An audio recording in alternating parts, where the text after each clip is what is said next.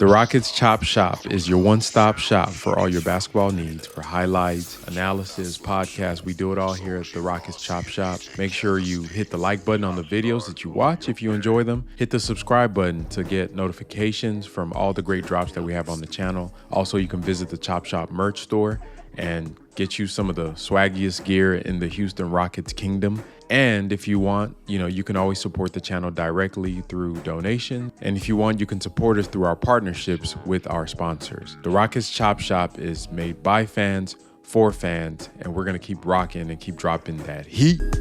I feel it the time you deserve from me. This is something I know. Welcome to another episode of the Rockets Chop Shop Pod. The dream team is back together. I got my bro Space Ghost with me. What's good, bro? What's happening, Frank? Let's get at it, man. I'm ready. It's been a minute. Let's go. It's been a minute, but we back at it. So, just to get started, your boy, your favorite Rocket, the darling of the fan base, Dillon Brooks, has been showing out with Team Canada in the FIBA tournament. What is your assessment of his game so far? Like, what are you seeing from him in these tournament games that you think is important that you've taken away? Well, first, let me make things clear. Jabari Smith is my favorite Rocket. Frank trying to put Dillon Brooks on just because I played devil advocate for him. I ain't gonna lie, bro. I thought you was his agent the way you was talking, but yeah, man. I actually been at first I was shaky. I'm not gonna even front. I was shaky. I was like, man, is he gonna come out looking like this with the Rockets like the first, preliminaries and everything? He looked way off. He looked rusty. He kind of looked out of shape. He really wasn't making an impact. But these last, I would say 3 to 4 games, he's been everything that I think if he bring this format of his game to the Houston Rockets, I think he'll fit in like a glove. He's not trying to shoot too much. It's like he know his role. He's taking a step back offensively. He's been the defensive leader on the court for Canada. He's been spearheading like the energy, the emotion, everything with that Canada I think is lacking in some parts of their roster.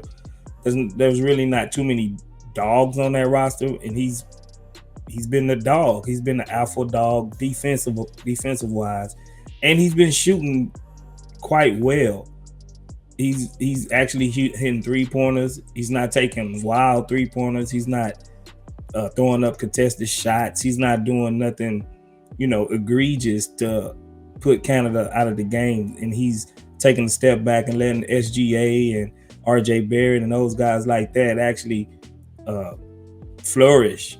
And it's like he's just got his mind set primarily on defense and facilitating, moving the ball. He's not stopping the ball. He's not ball hogging. He's not doing any of that. He's actually being a great complementary player to those guys that's on the roster. And I think it probably took him a couple of games to figure out his niche, how he wanted to attack the game and where he think he needed to be and where he think the team was coming up short in some instances. And he's just trying to fill the gaps. And it seems like that's working out perfect for him because I think that's the type of player he is. He's a guy that's a role player with a big heart and a defensive acumen to just be everywhere on the court, cause problems. And like you mentioned, him and Luka got into it. He's got his ejections, and that's what you're gonna have to deal with. As long as he's coming in and giving the effort and he's not doing nothing crazy, nothing wild, you'll take an ejection here and there as far as him being committed to the team and what they need. Yeah, I totally agree. I think what I've been surprised with for him is his kind of how he's reserving himself. Now, most of the concerns for the fan base coming out with Dillon Brooks was his shot selection, him putting himself in positions where he's not supposed to be, trying to be assertive when it's not time to be assertive. But all those things, playing with Team Canada, he seems to have taken a step back in his role and really buying into that, being that glue guy. My biggest thing for him, we talked about it on the live stream that as a player in a vacuum, like he's one of the best wing defenders in the NBA, and like you pointed out, made Luka have a difficult night to the point where he got thrown out. They both got thrown out for it, but he does push the boundaries. And for the Rockets, is can you get the best of both worlds? Can you get to the point where you can get him the emotional leader like he is for Canada? There's a clip of him like talking to the guys about defense and the assignments and how he's guarding Luka on the sidelines. Can you get that guy that's only taking? I'm looking at the stats right now. He's only taking only three pointers a game, right? He's not taking a lot of 3-pointers. He's only taken 39 shots throughout the whole tournament, which is about 6 games now for them, and averaging 11 points. Is that the player you're going to get for Houston? It's different when you're playing Jalen Green, playing with SGA and all these vets that he knows they're better than him.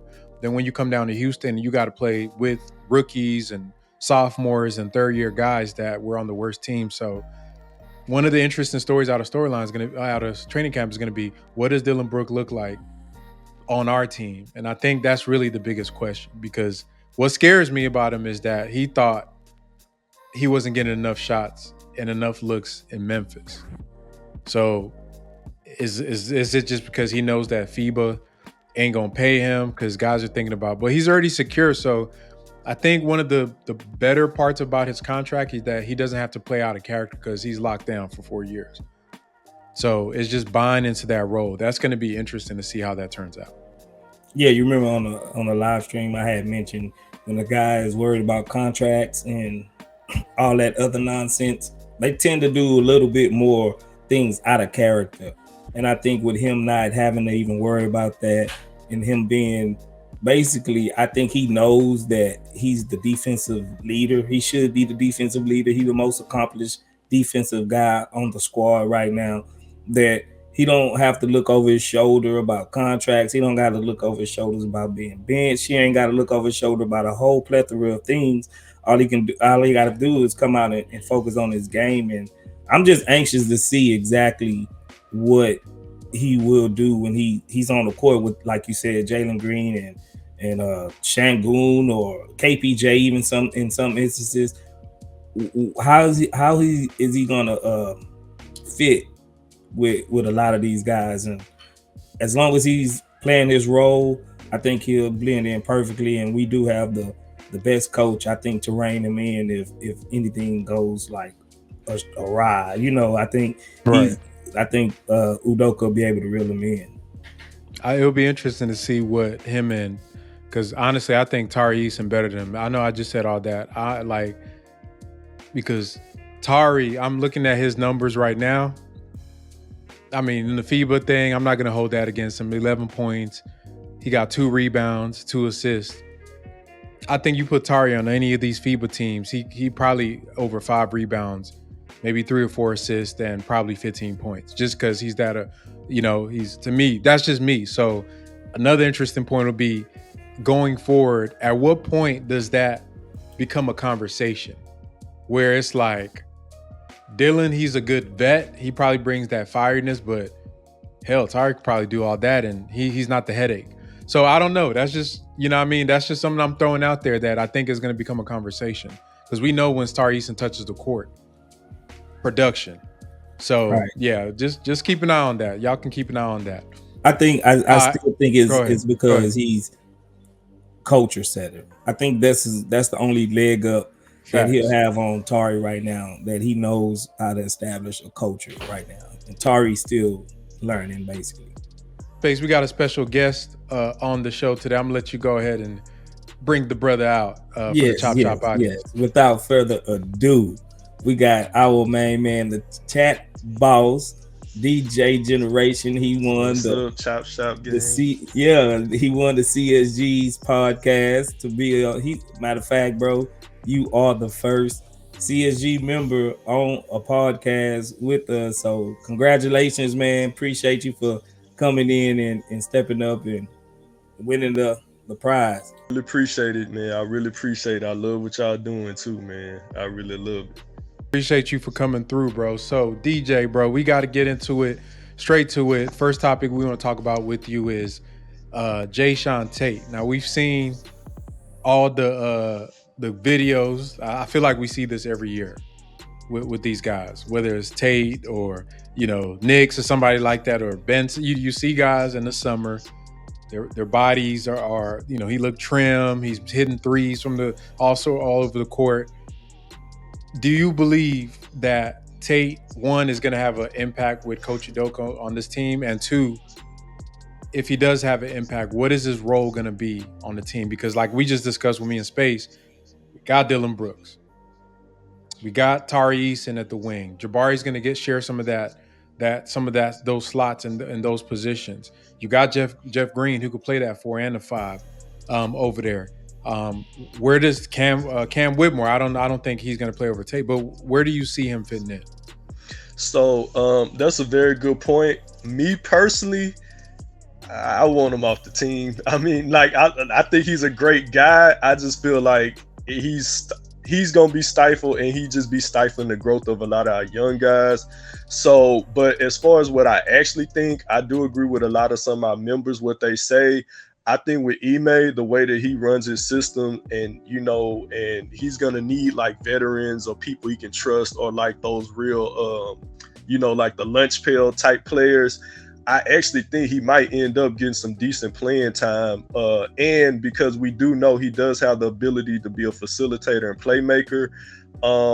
I think very rarely, just because we got so many other people like Van Vliet and Amin and Shangun. So and then also KPJ, they're going to be doing a lot of playmaking anyways, because that's their jobs. But I wouldn't be surprised if maybe 1 or 2 plays or something, or he tries to run some kind of dynamic offense where maybe every now and then Tate does, they do like a 1-2 puncher, kind of like in football, how, they'll throw it to the QB. I mean, the QB will throw it to the running back, and then he throws a pass or something like that. So that's a great point. So, Space, what is do you want Tate off the team, or do you see him a row? I didn't think DJ. I thought you was a Tate fan, bro. I didn't know you wanted him off I the love team. him. I love him, but we just got too many threes and Too fours. many. Too many, man. Too many. And he's the odd man out. So I think he'll be a great player somewhere, Yeah, I kind of agree with DJ. I think Tate is almost like a conundrum now. Like first we needed a guy like him, but I think now he's almost redundant to the sense, because I think Tari does things better than Tate, especially defensively, and I think Dillon Brooks, he does things better than Tate. He's almost expendable now. Like we did need Tate 2-3 years ago when we first started the rebuild, but now I don't see where he really is needed. First we needed him. Now he's a luxury to have almost. And when you rebuilding and trying to get things back on track, you start from brass tacks. You cut everything down. That's just like in real life. You get rid of all the luxurious things that you have, and like the extra payments of stuff that you don't think you need. You get rid of them because you're trying to build a different course to where you want to go. And I think that Tate is almost redundant in the sense to where we just don't need what he provides at this point. He's too small to really be a great 4, but he got a 4 type game. He got a 5 type game, the way he needs to be in the paint most of the time. And he's not athletic enough or have enough handles to really be on the perimeter.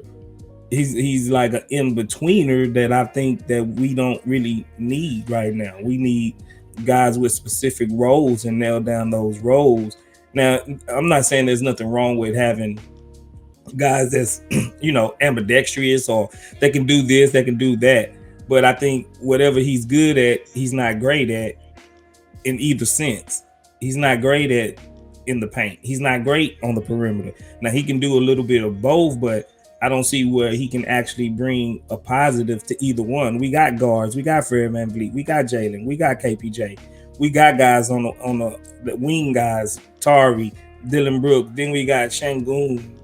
Jabari.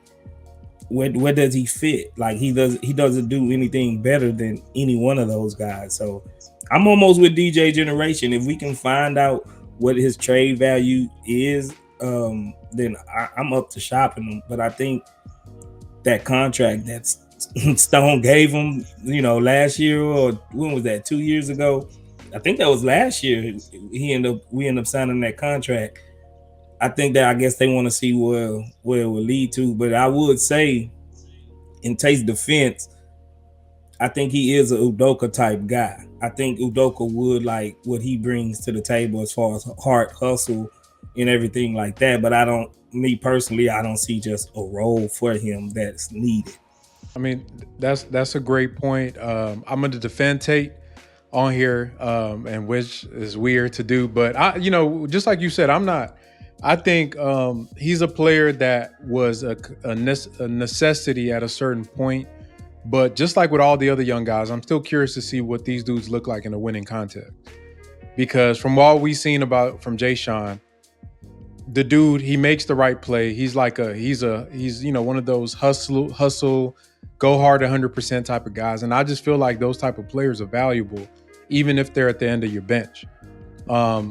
We've seen him like the game against OKC where he dropped 30 points to win the game. I just feel like players with heart and hustle like that want to fight you because you ain't practicing hard, that he's making it hard for you, for the other guys. You can never have too many of them. And I'm curious because I would like to see a player like that being molded under Ime Udoka and their staff rather than what Stephen Silas was doing. If he was able to keep his same intensity and all the things he did in that context with Stephen Silas, with all the dysfunction that was going on with the team, I mean, how much more better would he be under a coach that's actually structured? So, with that said, like if he was to be moved off the team, what type of value do you think the Rockets would be able to get for Jayshawn Tate on the open market? That's a tricky one, man. Because for one, I mean, I think he has value. I would hope we could at least get a second round draft pick if we got picks, which we don't need. But what I want is like some kind of solid backup center, like a JaVale McGee, or I think it's another center where they can kind of just have some athleticism and be more defensive minded and present. So I would hope or think we could get like at least a JaVale McGee for him. I know Christian Wood's still out there, but we all know nobody wants that to happen. But I would hope his values at least we could get a JaVale McGee. All right, so moving on, we're going to talk about something that is confusing to a lot of people, but maybe of interest to the Rockets, because I actually think that the Rockets will have an opportunity to be able to show the world that, we have arrived, and this is going to be with the in-season tournament. All right, everybody, the NBA first ever in-season tournament is now official. But how does it work? Like this. First up is group play. All 30 teams will be split into 6 groups, 3 from the East, 3 from the West, with a random draw based on last year's regular season records. Here's what the groups look like in the West. Here's what they look like in the East.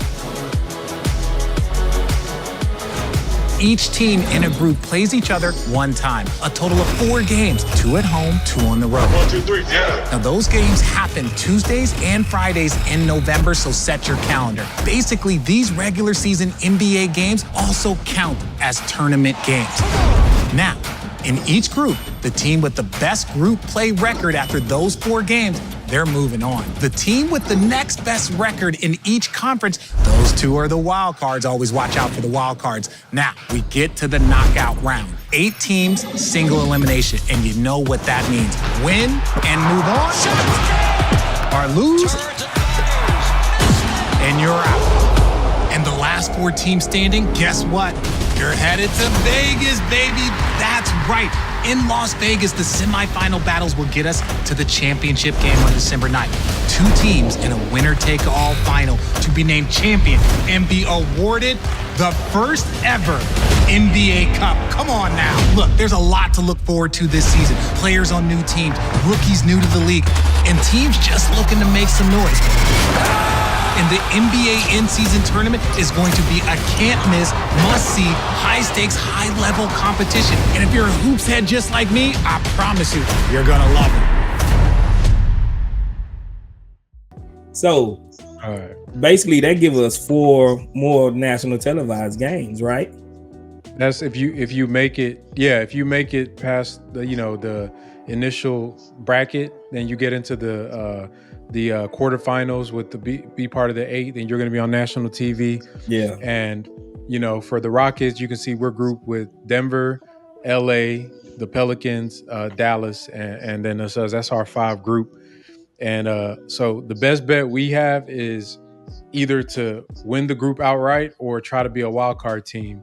Which I don't know if that's going to be possible because the wild card team is selected out the entire NBA.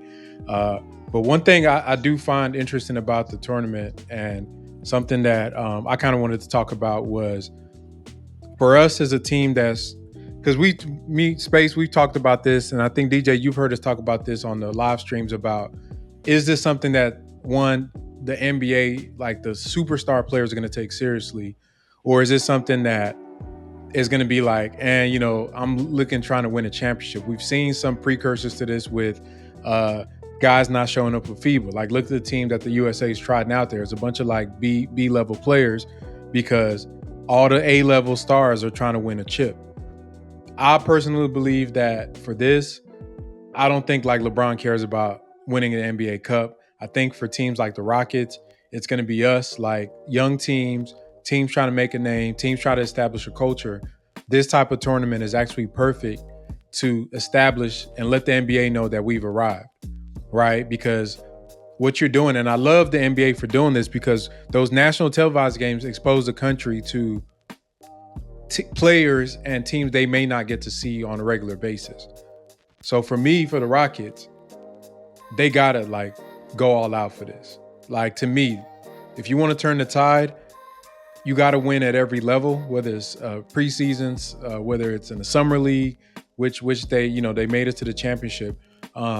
Every win counts because those experiences. And one thing I was mad about with Jabari and Tari not playing in the championship game, because we've been losing so much that you can never be too cool for anything, right? We can't say, oh yeah, those guys are we don't have anything for that. So I think they should go full tilt into the in-season tournament. If teams are going to rest their guys, let's punish them for it.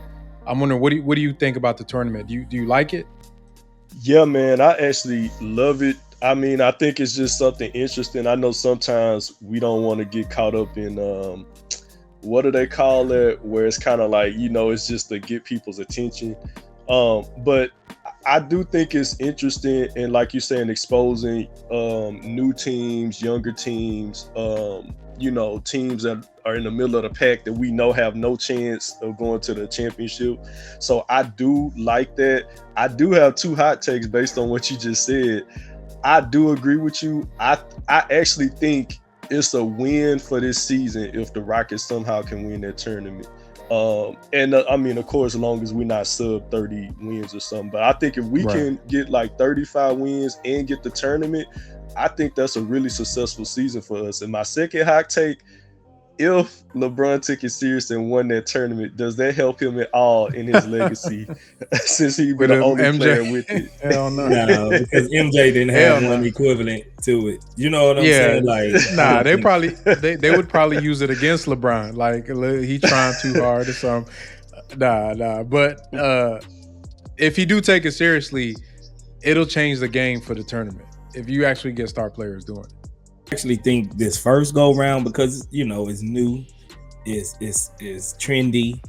I think most of the guys will take it serious this first go round. But once I believe it wears off the shininess and the dust settles on top of it, I think you'll see more and more guys like backing away. Like, it really don't mean much unless they want more money. If they want more money, then yeah, but like guys like LeBron, KD, those type of guys, Steph Curry, I don't think it'll mean much later on. Because if you remember, whenever they changed all the names of the awards during the season, everybody wanted to be the first one to win that Michael Jordan award, and I think something about being first to do something, it carries a little weight with a lot of people, just because you'll go down in history books being the first one to do this and to win the in-season tournament.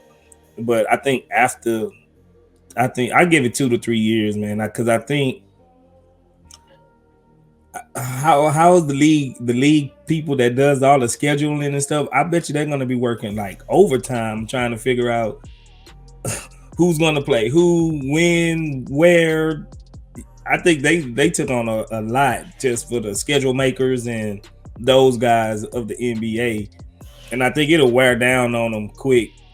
I think it'll wear down on them because it's already a hassle trying to figure out who's going to play who on what night, scheduling back-to-backs, giving this team enough time and sufficient rest to be able to still compete at a high level and not seeming like they getting the short end of the stick of anything.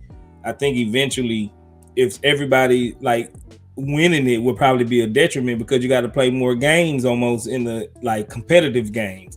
But if everybody else that loses goes back to a regular schedule, then they can low manage here. They can do not take this game seriously on Wednesday night or whatever.